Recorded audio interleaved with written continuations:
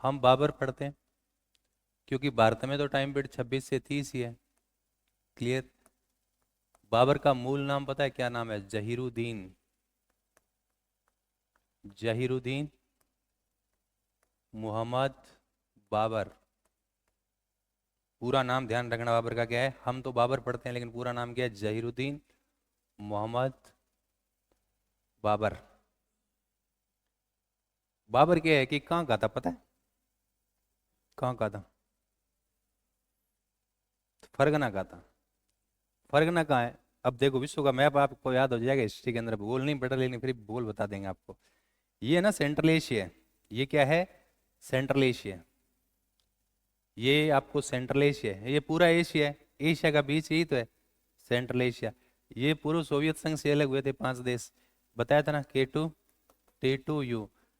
के दो बार है, कजाकिस्तान किर्गिस्तान। T2 तुर्कमेनिस्तान और तजाकिस्तान। यू से उज्बेकिस्तान। बाबर के ठगो HR घिर रहे और यू के आने लग रहे बीच में। बाबर उज्बेकिस्तान का था। बाबर कहाँ का था? मूलतः बाबर कहाँ का था? मूलतः बाबर ये देखिए उज्बेकिस्तान। मूलतः बाबर यहाँ का था। सेंट्रल एशिया में उज्बेकिस्तान का था बाबर। वह फरगना में बाबर का जन्म होता है। तो मैं लिखता हूँ, यहीं लिखें आगे लिखें? चलो यहीं लिख देते हैं ना। बाबर कहाँ का था? फरगना। गुरुजी फरगना एक शहर है, वर्तमान में सेंट्रल एशिया के उज्बेकिस्तान देश में पड़ता है। क्लियर है। यदि बाबर की बात करा तो आपने पता है कि बाबर के पिता का नाम क्या था? भूल गए? यू बादशाह। ऊ से क्या हो जाएगा? उमर शेख मिर्जा। उमर शेख मिर्जा। तो मैं लिख रहा हूं, बाबर के पिता का नाम है उमर शेख मिर्जा। ठीक है। ये तो बाबर का क्या है? फादर उमर शेख मिर्जा। प्लस उसकी मम्मी का क्या नाम पता है? कुतलुग निगार खानम। कुतलुग निगार खानम। ये क्या है? इसकी मदर। मदर तो है कुतलुग निगार खानम। बापू के नाम है उमर शेख मिर्जा।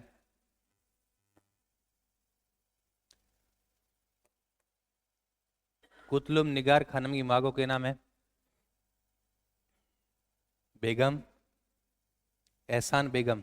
है ना? क्या नाम है? एहसान बेगम। दौलत एहसान बेगम है। दौलत एहसान बेगम। एक तरीके से दौलत एहसान बेगम इसकी बाबर की माँ है। मतलब बाबर की क्या हो गई? नानी। इधर देखो, इस दोनों से कौन पैदा हुआ? इन दोनों से पैदा हुआ गुरुजी कौन? इन दोनों से पैदा हुआ बाबर। कब पैदा हुआ? 14 फरवरी 1483।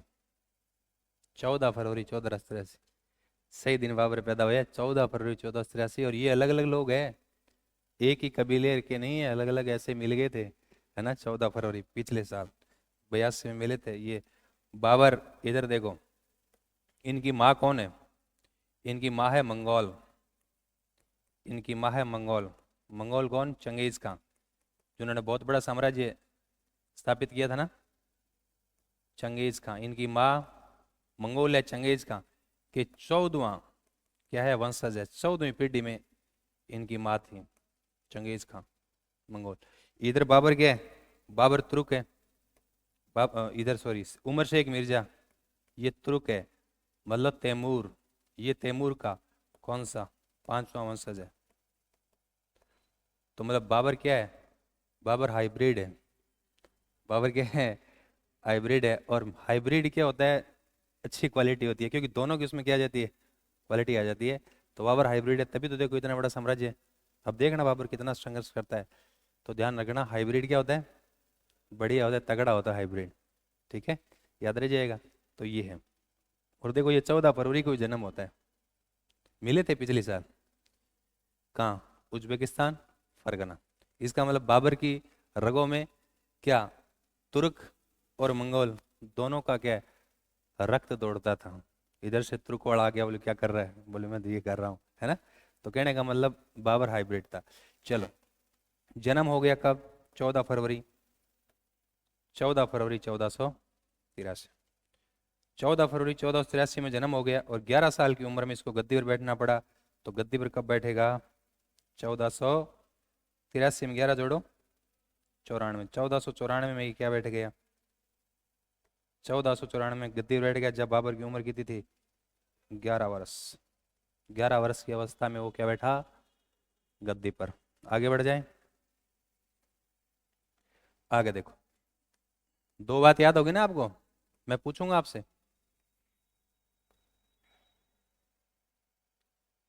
अब यहां से देखते हैं, देखो टाइमलाइन से हमें काम क्या करना है? हमें टाइमलाइन से ही काम करना है। 1483 क्या हो गया? जन्म। 1494 में क्या बैठ गया? गद्दी पर। गद्दी पर बैठने में उम्र कितनी? 11 साल। फिर 1496 में, भाई राजा बनने के बाद में, राजा तो राजा होता है ना, भाई राजा तो राजा है, उसको लगा कि यार आसपास का और इलाका अपन कब्जा करें, भाई राजा तो ये रहेगा, हमारा साम्राज्य बड़ा हो, फलाने में। तो 1496 कितना साल को हो गयो? 13 साल को। बिंगो मन करो, अब 13 साल को आदमी को मन तो करिए भाई ये भी जीत लो, ये भी जीत लो। तो उसने किसको जीतने का प्रयास किया? समरकंद। समरकंद को जीतने का प्रयास किया, लेकिन टाबरो जीत जाएंगे? असफल प्रयास किया। तो प्रयास पहले असफल होते हैं, धीरे धीरे फिर हम बार बार प्रयास करेंगे तो ही सफलता मिलेगी, ध्यान रखना। तो क्या ध्यान रखना है? समरकंद को जीतने का है, समरकंद, समरकंद को जीतने का असफल प्रयास। तारा भी बचपन में बहुत सारा असफल प्रयास करेड़ है, अभी भी गुरु जी असफल ही चले हैं। कोई ना, हो जाएगा, यही तो सीखना है इतिहास में, सफल हो जाओगे इस बार। तो समरकंद जीतने का असफल प्रयास ही करे गुरु जी। समरकंद घटे है, उज्बेकिस्तान में ही है, समरकंद शहर है वहाँ का। आपको एक दिन घुमाएंगे कहाँ? उज्बेकिस्तान में सारे स्थल घुमा देंगे। उसके बाद अण लारो कौन छोड़ियो? लारो छोड़े के रह गए भाई, आदमी लारे पड़ जाए ना दोगे, बाबर तो पूरा चप्पल खोल के ना दोगे, लारे पड़ गए हो। फिर इसने दोबारा क्या किया? समरकंद जीता। 97 में दोबारा प्रयास किया, समरकंद जीत लिया। लेकिन बहुत जल्दी समरकंद के साथ इस खुद का फरगना भी छूट गया, खुद का ना फरगना वो भी चला गया। कई बार ऐसा होता है ना। तो इसने 97 में क्या जीता? 97 में पुनः उन्होंने समरकंद जीता, समरकंद जीता। लेकिन जल्दी ही समरकंद प्लस फरगना दोनों ही किए हाथ से निकले। समरकंद गए जो गयो, खुदड़ हो भी जातो रहो। ठीक है, कद है 1497। फिर बन सोचो कि नहीं यार, ऐसा है कि हम क्या है कि इधर मजा नहीं आ रहा। जब एक ही जगह आप ट्राई करते हो, बार बार सफल नहीं हो रहे, साइकोलॉजी के अंदर है, तो फिर दूसरा रास्ता खोजो। पहले तो आप लक्ष्य को सेट करते हो कि मुझे ये करना है, बार बार जब ट्राई करते हो लक्ष्य प्राप्त नहीं हो रहा, कि चलो लक्ष्य को चेंज करो, मार्ग चेंज करते हैं ना। तो इसने क्या किया? अब उन्होंने कहा कि यार नीचे ये वाला सेंट्रल एशिया के बजाय थोड़ा सा नीचे साउथ के अंदर हम जाएंगे। तो यहाँ एक जगह पड़ती है काबुल, अफगानिस्तान में एक जगह पड़ती है काबुल और गजनी। तो उन्होंने 4 में क्या है, इधर नीचे की ओर आया और अफगानिस्तान का काबुल और गजनी जीत लिया। दोनों काबुल और अफगानिस्तान के शहर है। 1504 में उन्होंने क्या जीता? काबुल प्लस क्या जीत लिया? गजनी जीता। और ये दोनों कहाँ है? अफगानिस्तान में। फिर 1507 में वो क्या करता है, इनके इनकी पैतृक उपाधि है मिर्जा, क्योंकि इनके पिता का नाम क्या है? उमर शेख मिर्जा। इन्होंने 1507 में अपनी पैतृक उपाधि त्याग दी, बोले आप उपाधि चेंज करा। तो उपाधि थी मिर्जा, वो त्याग कर बादशाह या पादशाह की उपाधि धारण करते हैं साथ में। तो ये क्या करते हैं, जो इनकी पैतृक उपाधि थी ना, कौन सी? मिर्जा। मिर्जा की जगह ये क्या, बादशाह या बादशाह की उपाधि क्या कर लेता है? धारण करता है। ये उपाधि थी ना, ये वाली, इसकी जगह ये उपाधि धारण करता है, बादशाह या बादशाह। फिर यहाँ बाबर ने यहाँ लागियो नहीं कि यार अब ठीक है, अपन यहाँ यहाँ वाला इलाका नीचे वाला जीत लिया, काबुल गजनी। तो क्योंकि पुरानी चीज है तो याद आई हवे, वापस नहीं आती याद। याद तो आती है भाई, तुम्हें भी आ रही होगी, सबको आती है पुराने वाली कि यार ये तो ठीक है लेकिन वो वाली बात इसमें नहीं है। यही होता है ना। तब उसका वापस मन किया कि चलो यार वापस देखते हैं, दोबारा ट्राई करते हैं। तो वापस उसने पैतृक जगह पर फिर अटैक किया, और इस बार उसने खुशबू को जीता। किसको जीता? खुशबू को 11 में। क्या जीता? गुरुजी खुशबू कौन थी? अरे खुशबू कोई नहीं थी। खू से क्या हो जाएगा? खुरासान। सह से क्या हो जाएगा? समरकंद। बू से क्या हो जाएगा? बुखारा। बू से क्या हो जाएगा? बुखारा। अब आप कहोगे सर खुरासान कहाँ है?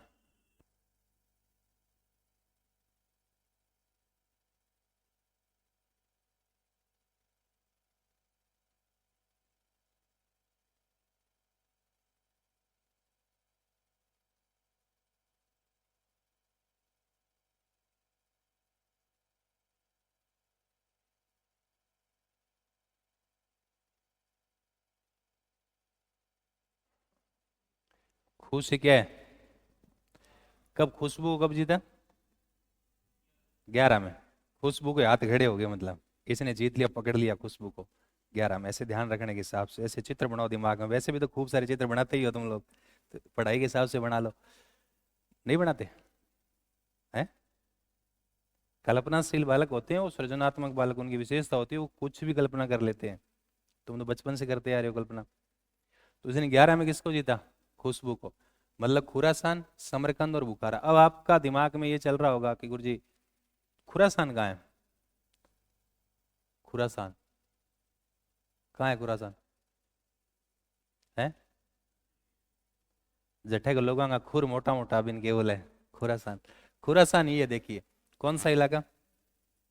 ये वाला ईरान है ना, ईरान तुर्कमेनिस्तान, इधर ये वाला इलाका पड़ता है खुरासान। ईरान, तुर्कमेनिस्तान, तजाकिस्तान, और ये जो जंक्शन पॉइंट है ना, ये खुरासान है। ये जीता। बुखारा और समरकंद दोनों का है उज्बेकिस्तान में। बुखारा और समरकंद उन्होंने जीत लिया, तो खुशबू को जीता। खू से खुरासान, सह से समरकंद और बू से बुखारा। लेकिन क्योंकि समरकंद तो इसके भाग्य में था ही नहीं, तो 12 में समरकंद वापस बाबर के हाथ से निकल गया। 11 में जीता 3, लेकिन 12 में कौन सा हाथ से निकला? 1512 में समरकंद। समरकंद हाथ से निकला। फिर बाबर को लगा यार आ बात की है कि आमने लिखे कौन नहीं है। बार बार प्रयास करने पर हमने कितना प्रयास किया, इसको हम कंट्रोल नहीं कर पा रहे। इसका मतलब बाबर को लगा कि अब उधर ध्यान देने का कोई मतलब ही नहीं है, अपन नीचे ध्यान दियो, इलाको जीत ली, उपाधि उपाधि धारण करी, अपन और नीचे ध्यान देना चाहिए। और नीचे ध्यान देना चाहिए मतलब अफगानिस्तान के नीचे क्या है? पाकिस्तान। उस समय तो भारत का हिस्सा था, तो अब वो नीचे होगा, ऊपर जाने के बजाय क्या होगा? निचले क्षेत्र पर ध्यान देना स्टार्ट करेगा। तो हम आगे बढ़ जाएं। देखो कहां तक आ गए हम,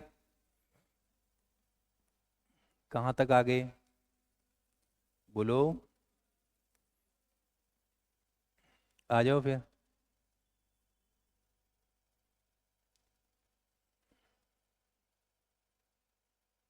ठीक है, इधर देखो। अब हम आ जाएंगे 1519। 1519 में बाबर किया, अफगानिस्तान में तो है ही है। बाबर कहाँ चाहेगा, यहाँ तो आ ही गया बाबर। बाबर को लगता है कि यार अब हमें यहाँ इधर इंडिया की तरफ ध्यान देना चाहिए। तो बाबर आता है, और यहाँ एक जगह पड़ती है बाजोर। कौन सी जगह पड़ती है? बाजोर। बाजोर 1519 में बाबर आता है। बाजोर पंजाब में पड़ता है। बाजोर पर अटैक करता है और वहां भेरा का किला वो जीत लेता है 19 में। इस युद्ध में बाबर ने पहली बार बारूद या तोप खाने का प्रयोग किया। तो 19 में किसको जीत लेता है? 19 में किसको जीतता है? 1519 किसको जीतता है? बाजोर। ठीक है, तो इसमें पहली बार क्या किया? हाँ, इसने 1519 में बाजोर में भेरा का जो दुर्ग है, वो उस दुर्ग को जीता। और प्रथम बार इस युद्ध में प्रथम बार किसका युद्ध हुआ? है प्रथम बार तोप मतलब बारूद का यूज हुआ। फिर बाबर को लगा कि यार यहाँ तो मजा आ रहा है, यहाँ तो कोई मना ही नहीं कर रहा है। कोई मना कर रहा है क्या? न हाथ से निकल रहा, ना पैर से निकल रहा, कहीं से नहीं निकल रहा, इसलिए हमें आसपास के और इलाके पर कब्जा कर लेना चाहिए। तो फिर देखो इधर क्या है, इधर है सियालकोट, पेशावर, पाकिस्तान में ना पेशावर, पेशावर, सियालकोट। याद आया, व्याकरण का बड़ा सेंटर था। तो बाबर इन दोनों को टारगेट करता है कब? 1519 और 20। 1920 में पेशावर और सियालकोट को भी जी लेता है, बोले यहाँ कोई मना नहीं कर रहा, ये बढ़िया है मामला। तो इन 1519-20 में क्या, पेशावर और सियालकोट,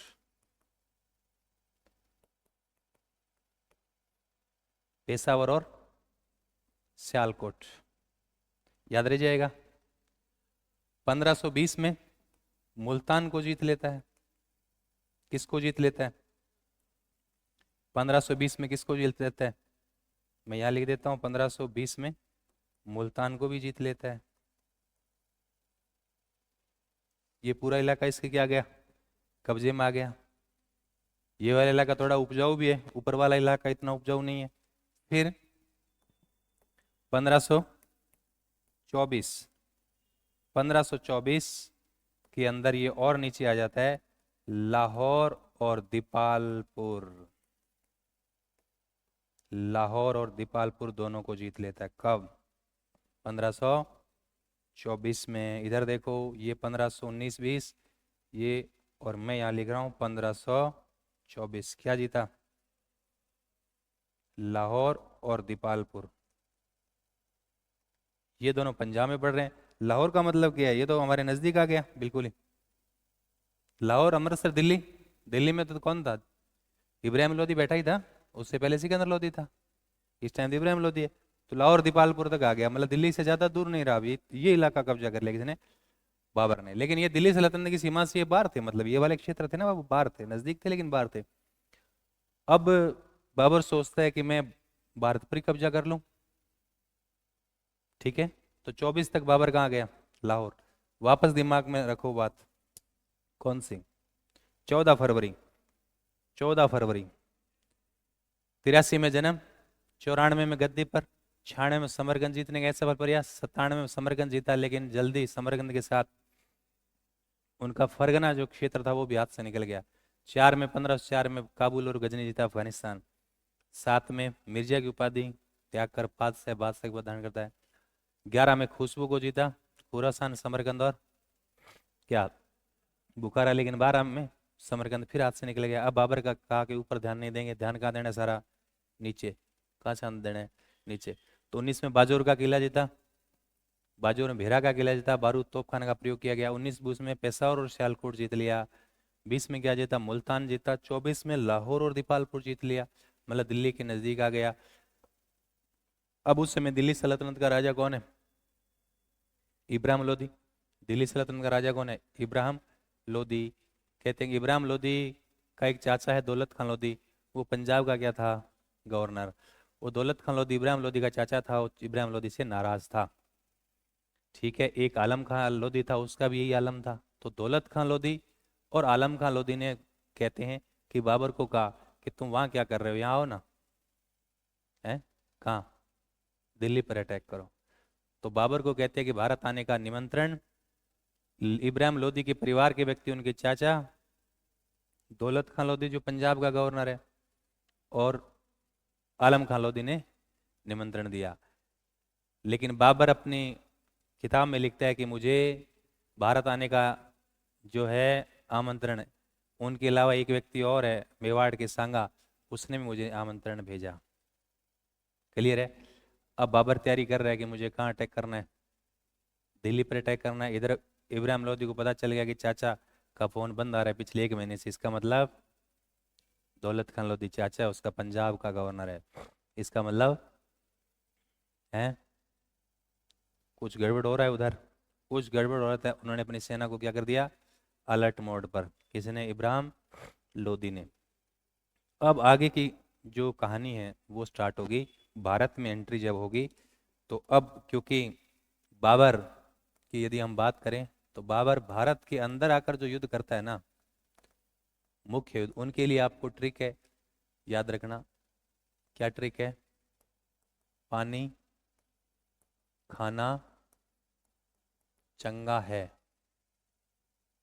पानी खाना क्या है? चंगा है। पहले याद करो, पानी से पानीपत, मैं ब्रीफ में बता रहा हूँ फिर आगे बताएंगे। पानीपत का कौन सा युद्ध है? पहला युद्ध कब होगा? 1526 में आया तो 26, 21 अप्रैल। पानी खाना से क्या हो जाएगा? खानवा का युद्ध कब होगा? 26 के बाद लगातार कर दो, 27। ठीक है। उसके बाद चय से चंदेरी, चंदेरी का युद्ध हो गया गुरु जी, कब होगा? 27 के बाद 1528। गय से घाघरा, कौन सा युद्ध है? घाघरा। और घाघरा का युद्ध हो जाएगा 1528 के बाद 29। और 30 में वो चला गया, 30 में क्या हो गई? मृत्यु हो गई। तो 1530 में क्या हो जाती है? मृत्यु कब होती है? 1530 में। क्योंकि 30 में उसने कोई लड़ाई नहीं किया, लड़ाई नहीं किया तो मर गया, संघर्ष ही नहीं किया इसलिए मर गया। इसलिए आदमी तब तक जिंदा रहता है जब तक संघर्ष करता रहता है। संघर्ष खत्म मतलब जीवन खत्म, जीवन मतलब संघर्ष। तो चिंता नहीं करनी, इतिहास यही सीखना है।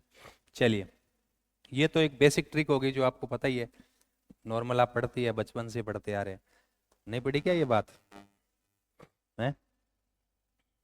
बताओ, पढ़ी है ना? 26 से 30 है तो पानी खाना चंगा, तो स्टार्टिंग में पानीपत 26, खाना खानवा 27, से चंदेरी 28, और कौन सा? घाघरा 29, और 30 में मृत्यु हो जाती है। अब मैं तने एक बात बताऊं, काम की बात। पहले ये जो युद्ध होते हैं ना, ये वाले युद्ध, इनका मैं बताता हूँ, है ना, ब्रीफ के अंदर, साथ में कहानी भी बताते चलेंगे। देखिए, मैं लिख रहा हूँ ये दिल्ली है, दिल्ली का राजा कौन है? इब्राहिम लोदी। मेवाड़ का राजा कौन है? शाबाश, कौन है? सांगा। फिर देखिए, ये चंदेरी का युद्ध है ना, चंदेरी पड़ता है मध्य प्रदेश मालवा में। तो ये देखिए, ये जगह है चंदेरी। चंदेरी का राजा कौन है? मेदिनी राय। जो इनके युद्ध हो रहे हैं उसको बता रहा हूं मैं, ठीक है। और फिर क्या है? घाघरा। घाघरा क्या है? अरे घग्गर नहीं है, घाघरा अलग है, घग्गर तो ये अपने यहाँ है, यहाँ घाघरा थोड़ी है, घाघरा तो उधर है। कहाँ? यूपी बिहार में है घाघरा, यहाँ नहीं है। यहाँ तो कौन सी नदी है? घग्गर है। तो घाघरा नदी के किनारे युद्ध लड़ा गया इसलिए घाघरा। लेकिन वो युद्ध किसके साथ होता है मैं बता देता हूँ आपको, किसके साथ होता है? महमूद लोदी के साथ। गुरुजी, महमूद लोदी कौन है? ये महमूद लोदी इब्राहिम लोदी का ही भाई है। वो प्रयास कर रहा है कि मुझे, है ना, बाबर को यहाँ से भगाना है। चलिए, तो मैं पहले लिख देता हूँ, सुनो। पानीपत का युद्ध होता है किसके साथ होता है? इब्राहिम लोदी के साथ। कब? 1526। इसी मैप में सारी बात समझ लेंगे। खान, ये अच्छा, ये तो पानीपत का हो गया पहला, ठीक है। 26 वाला यहाँ ऊपर नाम लिखा हुआ है। 27 में किसके साथ युद्ध होता है? सांगा के साथ, युद्ध का नाम ऊपर लिखा हुआ है। 1528 में कौन सा युद्ध होता है? चंदेरी का, मेदिनी राय के साथ लिखा हुआ है। घाघरा का युद्ध कब होता है? 1529 में। और 30 में क्या हो जाती है? मृत्यु। मैंने ये ब्रीफ में लिखा है, हम सारी बातें पढ़ेंगे। सुनो, लिखना तो बाद में, पहले सुनो। बाबर जब आया ना, तो बाबर आरोप लगाता है कि मुझे बुलाया था, मैं वैसे ही नहीं आया था। फिर बताना पड़ता है ना, तुम भाई कहीं जाते हो, फिर तुम कहते हो ना, लेकिन मैं बुलाया है फोन करके, मैं हमें थोड़ी आया, कल से फोन कर रहा है, तब आया था मैं, ठीक है। तो बाबर कह रहा है कि मैं वैसे ही नहीं आया, मुझे बुलाया था आपके लोगों ने। किसने बुलाया? दौलत खान लोधी, आलम खान लोधी ने तो बुलाया। लेकिन वो कह रहा है कि सांगा ने बुलाया था। लेकिन सांगा वाली बात कहीं और कहीं नहीं मिलती, बाकी बात और कई ग्रंथों में मिल जाती है। तो इसका मतलब उन्होंने तो बुलाया होगा, लेकिन सांगा ने नहीं बुलाया। लेकिन बाबर कह रहा है कि मुझे बुलाया था, रात को फोन किया था, ठीक है, याद रह जाएगा। चलो, इधर से कौन आ रहा है? कौन आ रहा है भाई इधर से? आ रहा है? इधर से आ रहा है। इधर से कौन आ रहा है? बाबर। चलो, वो जी दिल्ली की तरफ बाबर एक बहुत बड़ी सेना लेके कूच करे, तो अपन पता तो वही है हर एक राजा ने कि क्या हो रहा है ना। तो जब इस बात की सूचना मिली इब्राहिम लोदी, तो इब्राहिम लोदी खुद एक बड़ी सेना लेकर उसके सामने चला गया। तो दिल्ली से उधर जब आगे निकलते हैं पंजाब की तरफ, तो बीच में हरियाणा पड़ता है। पहले तो पंजाब का हिस्सा था, हरियाणा में एक जगह है पानीपत। पानीपत का मैदान के अंदर उधर बाबर की सेना और इधर इब्राहिम लोदी की सेना आमने सामने भी।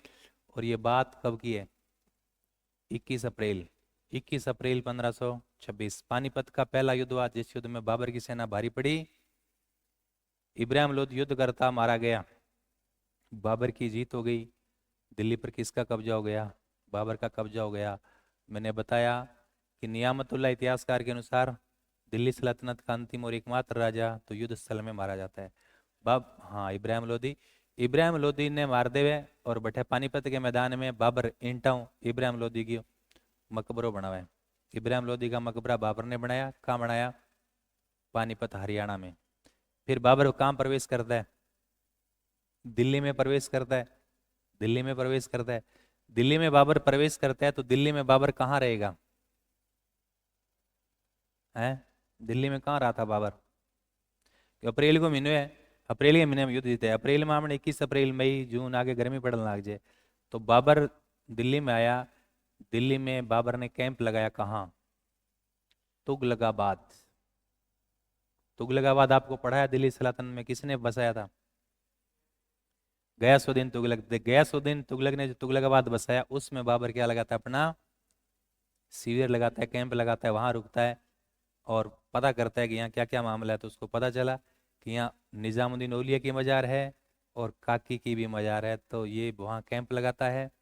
काकी की मजार पर जाता है, औलिया की मजार पर जाता है। बाबर कुछ दिन यहाँ रहा और फिर वहाँ मजार पर तो मौलवी जो भी होते होंगे, उनसे बाबर ने दिल्ली में अपने नाम का खुतबा पढ़वाया। अब पता है ना आपको खुतबा क्या है? तो तुगलकाबाद में कैंप लगाता है और काकी और औलिया की मजार पर जाता है और दिल्ली में अपने नाम का खुतबा पढ़ाता है बाबर। और दिल्ली जीतने के बाद अपने काबुल वासी, अफगानिस्तान में ना काबुल वासी, है ना, बाबर को बहुत खुशी हुई और बाबर ने इस पानीपत की जीत के बाद अपने क्षेत्र काबुल वासियों के हर व्यक्ति को एक एक चांदी का सिक्का दिया। उन्होंने कहा, रे भैया क्या खुशी है?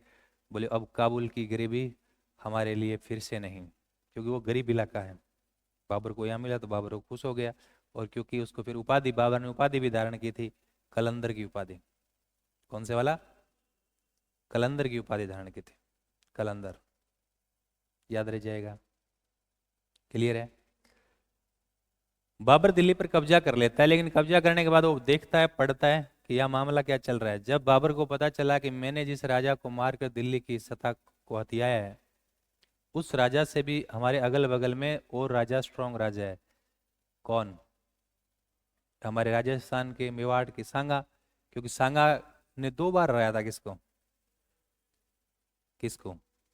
इब्राहिम लोदी को। कौन से युद्ध में? खातौली और बाड़ी। तो सांगा को लगा कि यार, जब अगल बगल दिल्ली के पास में ऐसा स्ट्रॉन्ग राजा बैठा है, यदि हमने उसको नहीं हराया, रास्ते से नहीं हटाया, तो दिल्ली की गद्दी कभी भी जा सकती है। क्योंकि बाबर को ये डर था, क्योंकि उसके साथ बचपन से होता आ रहा था, बचपन से होता आ रहा था ना। यदि ऐसा नहीं होता बचपन से, तो वो आराम से बैठ जाता, क्या पता मुगल भारत से भारत यहाँ भगा देते।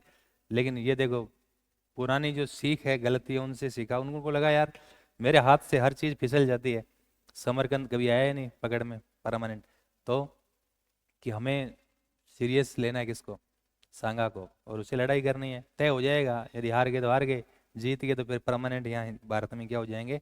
शिफ्ट हो जाएंगे। तो अब बाबर तैयारी करता है कि देखो, हमें सांगा को भी हराना है। बाबर दिल्ली, दिल्ली तो थोड़ा ऊपर पड़ता है, ठीक है, राजस्थान से थोड़ा दूर है, बजाय आगरा के। क्योंकि सिकंदर लोदी आगरा इसलिए तो बसाया था, राजस्थान पर कंट्रोल करने के लिए।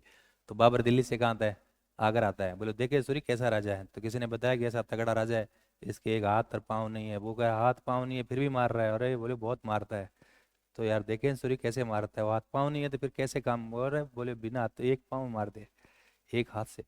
क्योंकि उसके एक हाथ और पाँव कहाँ चले गए थे? खातौली के युद्ध में कट गए थे। एक आंख तो वैसे ही नहीं थी, ठीक है। तो फिर भी देखो, ये दोनों हाथ हुए तो बाबर दिल्ली से कहाँ आता है? आगरा। तो बाबर दिल्ली से आगरा रवाना हो गया। दिल्ली से आगरा पहुंचेगा, तब तक हम बात लिख लेते हैं। कौन से वाली? जो अभी पहली जो पढ़ा है ना, कौन सा मैं लिखता हूँ, ये तो यहीं रहेगा, नेक्स्ट पेज पे लिखता रहूंगा, ये पूरी कहानी इसी एक पेज में देखेंगे। कौन सा युद्ध होता है?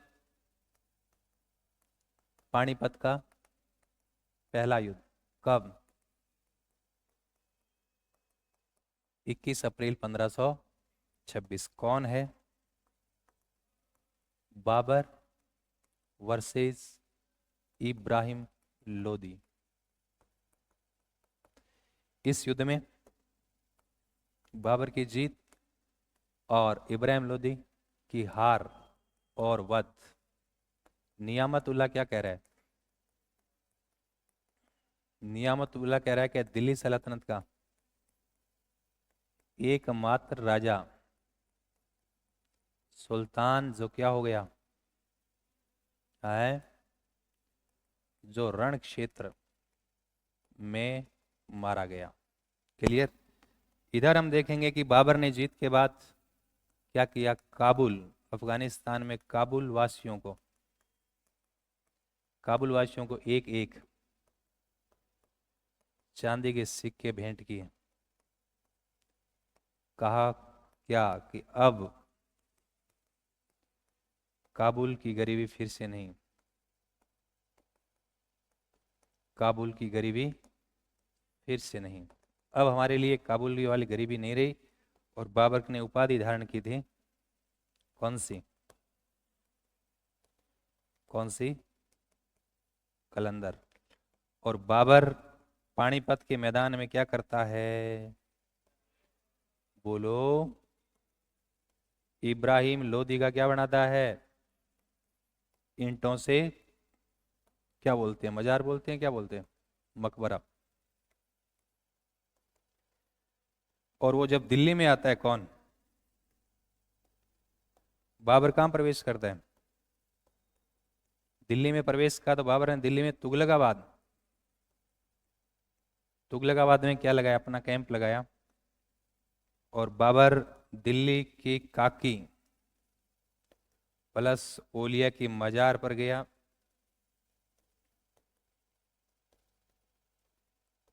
और दिल्ली में अपने नाम से खुतबा पढ़वाया। कोई दिक्कत है क्या? सिंपल है, बहुत सिंपल है। अब आ जाओ, हो गया 26 चला गया। अब के एक बाबर आगरा आ गया, आगरा पहुंच गयो, अभी चालियो नहीं, पहुंच गयो आगरा, आप कैंप कैंप लगा लिया। बाबर क्यों यार, देखे तो कैसा आदमी है, वो बताती है कि बहुत खतरनाक आदमी है संगा। तो बाबर का एक बहनोई था मेहंदी ख्वाजा, बाबर का बहनोई था मेहंदी ख्वाजा, और बाबर का छोरा था हुमायूं। तो बाबर खुद आगरा में रहा था, और बाबर ने कहा कि यार ऐसा करते हैं, एक बार ट्राई करते हैं, एक सेना भेजते हैं, देखते हैं अभी कैसा व्यक्ति है। तो बाबर तो फिर वही भी साहब काम करते नहीं। तो बाबर आगरा में बैठा है, और एक सेना देकर, मुगल सेना देकर, जिसका सेनापति तो किसको बनाया, सौंपा? हुमायूं, अपने छोरे और अपने बहनों की, कौन? मेहंदी ख्वाजा। वो सेना लेकर आते हैं, वो सेना लेकर आते हैं। और क्योंकि रणथंभौर के किले तक किसका अधिकार था? सांगा। रणथंभौर के ऊपर क्या है? करौली, भरतपुर, धौलपुर वाला इलाका आ जाता है। इधर आगे यूपी में किसका आ जाता है? आगरा, ज्यादा दूरी नहीं है। तो उधर से आगरा से सेना कहाँ पहुंची? भरतपुर तक पहुंच गई, और इधर से सांगा की सेना पहुंच गई। और 16 फरवरी, 14 फरवरी के 2 दिन बाद, 16 फरवरी 1526 थोड़ी है, 27, 16 फरवरी 1527 एक युद्ध होता है। उस युद्ध, वो युद्ध लड़ा गया था बयाना में, उसे बयाना का युद्ध कहते हैं। और बयाना के युद्ध में कहते हैं कि सांगा ने मारा किसको? मुगल सेना को। और मुगल सेना वापस पराजित होकर कहाँ लौट जाती है? आगरा। सांगा की जीत होगी बयाना के युद्ध में 16 फरवरी 1527। ये छोटा ट्रायल युद्ध है। अब क्या है कि उसको आइडिया हो गया, किसको? बाबर को, ऐसा ऐसा मारता है सांगा, एक साथ मारता, पूरे जोर से मारता है ना? समझ गए बात? धीरे धीरे नहीं मारता, न उसके पास कोई रिजर्व सेना है, न उसके पास तोप खाना है, सारे सात व्यक्ति एक साथ आकर मारते हैं। तो अपन, उसकी कुछ कमजोरी है सांगा की, तो कमजोरियों को स्टडी किया किसने? बाबर ने। बाबर 3 दिन पूरी केस स्टडी करी कि हमें कैसे युद्ध लड़ना है, कि सांगा की कौन कौन सी कमजोरी है, हमारी कौन सी ताकत है। 3 दिन पूरी रात पड़े हो, चाय पी पी गए, बीड़ी पी पी गए, सोयो को नहीं भी, हमें युद्ध क्या है, लड़ना है 3 दिन तक। ठीक है, समझ गए बात? मिराज की 5 थैली खाली कर दी। सैनिकों ने कहा कि वो हमारा जो बॉस है वो तो आराम से रात को दारू पीता है, लेकिन आज इन दिनों की स्टडी बहुत कर रहा है, क्या बात है। तो उन्होंने कहा देखो पहले टारगेट हिट करना है, एंजॉय बाद में करना है। अब देखो क्या हुआ, बाबर को पता था कि हमारे पास तोप खाना है, हमारे पास अच्छे तीरंदाज है, हमें लड़ने का तरीका भी मालूम है, जो कि सांगा को नहीं था। तो बाबर की है कि आपकी सेना खातर सेलेक्ट जगह सेलेक्ट करे कि अपन वो इलाका सेलेक्ट करेंगे जहां पहला वाला युद्ध लड़ा गया था। कौन सा? बयाना का, जिसमें बाबर हारा था। भरतपुर जिले में एक जगह है, रूपबास तहसील है, वहां एक नदी बहती है, गंभीर नदी बहती है। गंभीर नदी के तट पर वहां एक समतल मैदान, नदी नदी बहती है, वो इलाका समतल है। बाबर को पता था कि हमारे पास तोप खाना है, इनमें इधर उधर ले जा नहीं सकते, तो हमें जो है युद्ध लड़ने का जो है वो जगह तय करना है। तो वो अपना सामान तोप खाना लेके, सेना वैना लेके हमारे भरतपुर में आ गए, रूपबास तहसील में। और वहाँ तोप वगैरह सब सेट कर दी, अच्छे तीरंदाज थे, सेना को कई भागों में बांट दिया। और जब इस बात का पता चलता है सांगा को कि हमसे मार खाया हुआ, हारा हुआ, बाबर वापस आ धमका कहाँ, उसी जगह भरतपुर जिले में। तो सांगा ने राजस्थान के सब राजाओं को लेटर लिखा। राजस्थान में तो हम इसको बहुत डिटेल में पढ़ते हैं, यहाँ थोड़ा ब्रीफ में पढ़ेंगे। सब राजा आए और रवाना होते हैं। रणथंभौर के किले में सांगा ने युद्ध की तैयारी की, बाबर ने आगरा में युद्ध की तैयारी की, और बाबर ने तोपखाना सब सेट कर लिया का रूपबास खानवा का मैदान गंभीर नदी के तट पर। जब बाबर इसको पता चला, खानवा को, सॉरी सांगा को जब इसका पता चला कि बाबर खानवा में आ गया, खानवा का मैदान है वहाँ, तो बाबर भी सब राजस्थान के छोटे मोटे सब राजाओं की सेनाओं को लेकर एक साथ सब पहुंच गए। 27 में काम, जस्ट एक महीने बाद 17 मार्च 1527, कौन सी जगह है? भरतपुर में खानवा का मैदान। युद्ध हुआ। युद्ध का परिणाम जस्ट अपोजिट रहा बयाना के। इस युद्ध में सांगा के 80 घाव हो गए, सांगा घायल हो गए, सांगा को युद्ध स्थल से बाहर लाया गया। और बाबर का अच्छा तोपखाना, उसकी कुशल रणनीति, युद्ध नीति और अच्छे तोपची की वजह से, तीरंदाज की वजह से खानवा के युद्ध में सांगा की हार और बाबर की जीत। बाबर ने युद्ध से पहले जिहाद का नारा दिया था, और सांगा को हराने के बाद, खानवा जीतने के बाद, बाबर गाजी की उपाधि धारण करता है। अब आपको पता है गाजी कौन है? धर्म युद्ध का विजेता। क्लियर है? तो इस तरीके से खानवा के युद्ध में सांगा को हरा दिया किसने? बाबर ने। तो बयाना के युद्ध मैंने वैसे ही बता दिया आपको, क्योंकि हम राजस्थान पढ़ते हैं तो इन चीजों को बड़ा डिटेल में पढ़ते हैं, इंडियन हिस्ट्री में हम उसको उस तरीके से नहीं पढ़ते। तो आ जाओ, नेक्स्ट कौन सा है? एक एक पेज में एक एक युद्ध लिखेंगे। 1527 कौन सा? 17 मार्च 1527 कौन सा युद्ध है? खानवा का युद्ध। गुरुजी खानवा का युद्ध घट पड़ा है, भरतपुर जिला है, रूपबास तहसील है, गंभीर नदी का तट है, गंभीर नदी के तट पर लड़ा गया था युद्ध। एक तरफ कौन है? बाबर, और एक तरफ कौन है? सांगा। बाबर की जीत और हमारे सांगा की हार। बाबर ने जीत से पहले कौन सा नारा दिया था? जिहाद का नारा। और जीत के बाद कौन सी उपाधि धारण कर ली? गाजी की उपाधि धारण कर ली। समझ गए बात? अब बाबर अगला नंबर किसका लगाएगा? पानी से पानीपत से 2027 में खानवा, चय से चंदेरी, चंदेरी के युद्ध। मध्य प्रदेश में मालवा में चंदेरी का राजा था मेदिन राय, जो सांगा का दोस्त था। अब अगला नंबर किसका है? 28 में चंदेरी। अब बाबर क्या करता है? चंदेरी पर अटैक करता है। कब? 28 में। चंदेरी पर जब अटैक कर रहा है, तो बाबर के साथ तो बाबर का छोरा हुमायूं तो है ही है, शेर खां भी और है। शेर खां मतलब शेर शाह सूरी, बाद में शेर शाह सूरी के नाम से उस सूर्यवंश की स्थापना करता है। कहते हैं कि चंदेरी के युद्ध में मेदिनी राय को हराया। इसमें भी उन्होंने जिहाद का नारा दिया था। मेदिनी राय हिंदू राजा था।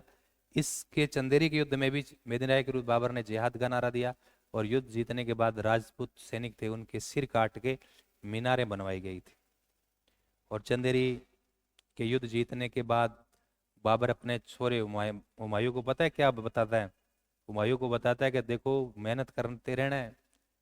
और बाबर ने हुमायूं को क्या नसीहत दी? कि संसार उसी का है जो मेहनत करता है। मेहनत करनी बंद कर दी, कहानी खत्म। चाहे आप कितने ही बड़े हो, विरासत में कुछ भी मिला हो, अपने हिस्से की मेहनत तो करनी पड़ेगी। ठीक है ना? ये बाबर बोल के गया था किसको? हुमायूं को, कि संसार उसी का है जो मेहनत करता है। इस युद्ध में शेर खां बाबर की हेल्प कर रहा था। शेर खान ने इस युद्ध में कहा था कि यदि भाग्य ने मेरा साथ दिया तो मैं मुगलों को भारत से बाहर खदेड़ दूंगा, और ये बात सत्य भी। बाबर ने बात को उठा पड़ गया कि शेर खान चालाक आदमी है, तो बाबर हुमायूं को भी समझाता है कि देखो, शेर खान एक चालाक अफगान है, इससे हमेशा सावधान रहना। तो बाबर की सारी बात सही हुई है। ठीक है, तो ये अपन को ध्यान रखना है। कौन सा युद्ध है? चंदेरी का। यहाँ लिख देंगे, या आगे वाले पेज पे लिखें। 28 में कौन सा युद्ध? चंदेरी का युद्ध। गुरजीत, चंदेरी घट है मालवा एमपी। चंदेरी के युद्ध में लिख रहा हूं, एक तरफ कौन है? बाबर वर्सेस कौन है? मेदिनी राय। इस युद्ध में मेदिनी राय की हार हो जाती है, और बाबर की इस युद्ध में क्या हो जाती है? जीत। बाबर ने इस युद्ध में कौन सा नारा दिया था? इसमें भी उन्होंने जिहाद का नारा, और जीत के बाद विजय के बाद, विजयोपरांत, विजय के उपरांत क्या करता है वो? बताओ। राजपूतों के सिरों से, मतलब सिर कट के उनसे क्या बनाई? मीनारें बनवाई। बाबर ने हुमायूं को क्या कहा? कि संसार उसी का है, संसार उसी का है जो क्या करता है? मेहनत करता है। संसार उसी का है जो मेहनत करता है। सही बात है। हुमायूं को ये कहा था कि संसार उसी का है जो मेहनत करता है। तुम देख लो, तुम मेहनत करते हो तो तुमसे सब प्यार प्रेम करते हैं, घर वाले भी करते हैं कि नहीं करते हैं? तुम कुछ काम करोगे, हाँ, तुम पैसे कमा रहे हो तो घर वाले तुम्हारी क्या करेंगे? इज्जत करेंगे। तुम कुछ नहीं कर रहे, घर वाले तुम्हारी लात मारेंगे कि भाग जाओ यहाँ से। तो जब खून का रिश्ता ही इज्जत नहीं दे रहा, तो संसार तो दे ही नहीं सकता। गुरु जी, मेरा एक दोस्त है, वो मेरे से बहुत प्यार करता है। वो इसलिए कर रहा है कि तुम उसके लिए कुछ कर रहे हो। आज करना बंद कर दो। बहुत गहरी बातें हैं, टावरों ध्यान रखना। कुछ कर रहे हो तभी सामने से वापस आ रहा है, अदरवाइज। समझ गए बात?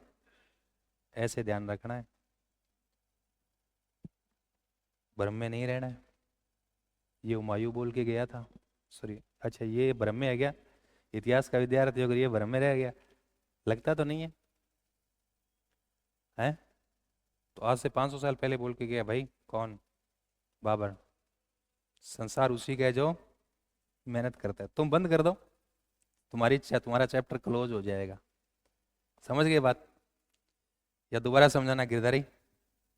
दोबारा बताएं, सह प्रसंग व्याख्या करें। आ जाओ। फिर हुमायूं को यह भी कहा था कि शेर खां, अच्छा, हाँ, शेर खां, शेर खां क्या है? चालाक अफगान, चालाक अफगान। शेर खान से क्या रहना है? सावधान रहना है। लेकिन वो कौन ही रहे हो? कौन? हुमायूं। तो खामियाजा भुगतना पड़ा। घर वालों ने भी भेजा होगा पढ़ने के लिए, तो भेजा होगा कि इन 2-3 चीजों का ध्यान रखना है। यदि तुमने ध्यान रख लिया तो ठीक है, नहीं रखा तो फिर गड़बड़ है। रख रहे हो ना ध्यान? है, पर मन ऐसा है कि रखा नहीं जाता ध्यान। हुमायूं के साथ ऐसी प्रॉब्लम थी जो तुम्हारे साथ है। शेर खान ने क्या कहा? शेर खान, एक सेकंड, इस युद्ध में कौन मदद कर रहा है हुमायूं की? सॉरी, बाबर की। बाबर की इस युद्ध में कौन हेल्प कर रहा है? शेर खान। शेर खान क्या है? इस युद्ध में बाबर की हेल्प कर रहा है, लेकिन शेर ने कहा कि यदि भाग्य ने मेरा साथ दिया तो मुगलों को भारत से भगा दूंगा। आ बात भी की है, सही भी बन भगा दियो हुमायूं ने। तो ए बता पान ध्यान रखनी है। अब हम वापस चलते हैं। कहाँ? हाँ, अब ये इधर से मामला चल रहा है। अब क्या है कि जो अफगान थे, लोधी वंश के जो अफगान थे, उनको टाइम मिल गया 26 के बाद, 27, 28, 29, उनको टाइम मिल गया। उसमें अफगानों में एक लीडर और था इब्राहिम लोधी के बाद, महमूद लोधी। महमूद लोधी उनके के अंडर में जो सामंत वगैरह रहे थे ना, इकतदार वगैरह, उनसे जाके मिल रहा है कि चलो हमें वापस किसको बाहर भगाना है, बाबर को बाहर भगाना है रे, तुम सब इकट्ठे हो जाओ। तो बंगाल बिहार की तरफ घूम रहा था। बंगाल में उस समय नुसरत शाह नाम का गवर्नर हुआ करता था। तो नुसरत शाह से सेटिंग किया कि यार देखो ऐसा है कि बाहर वाले व्यक्ति आ गए, हमें भगाना है, एक युद्ध तो हार गए, दिल्ली पर कब्जा हो गया। शेर खान भी उस साइड का ही था।